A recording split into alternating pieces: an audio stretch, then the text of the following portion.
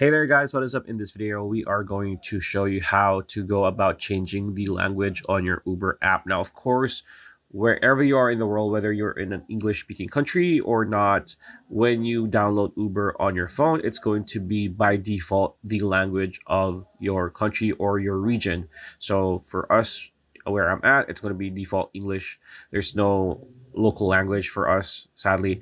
So once you are in your Uber account, here on your app, tap on account on the bottom right corner of your screen like so. All right, so here in account, you want to tap on your profile icon, which is by default going to be the white circle with the gray head of the person like so.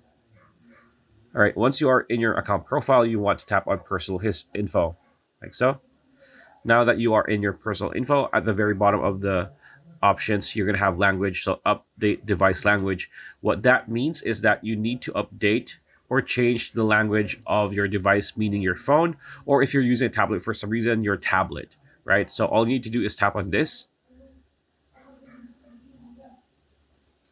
There you go. And it's going to show you how to update the device of the language of your device. So you're going to have options here for iPhone, Android, and your computer.